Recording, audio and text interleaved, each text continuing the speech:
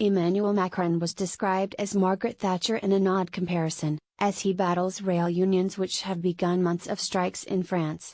Michel Quidort from the European Passengers Federation was asked on ITV News whether the rail strikes in France were Macron's big battle in the way that the miners' strike was to Margaret Thatcher. James Mates, the Europe editor, asked, "Is this like Margaret Thatcher taking on the miners in Britain?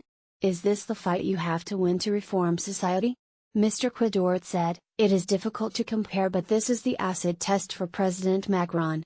Striking railway workers clashed with riot police on the streets of Paris on Tuesday, which was the first day of walkouts intended to last until June.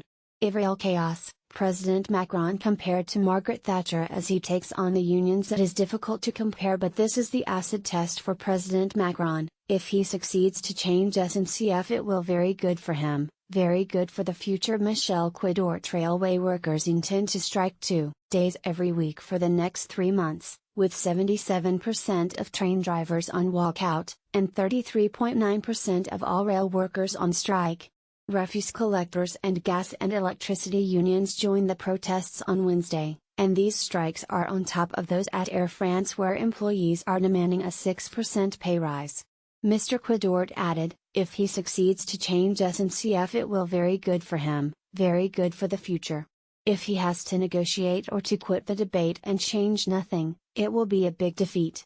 Commuters are furious as only 1 in 8 high-speed TGVs are scheduled and only 1 in 5 regional trains, leaving passengers on crowded trains. One woman was even reported to have fallen onto the tracks at a station due to the crowds on the platforms. Alan Krakovich, the Director General of SNCF French Railways, who said they did not know how long the strikes would continue. He said, "We don't know, but we are having many discussions with the government.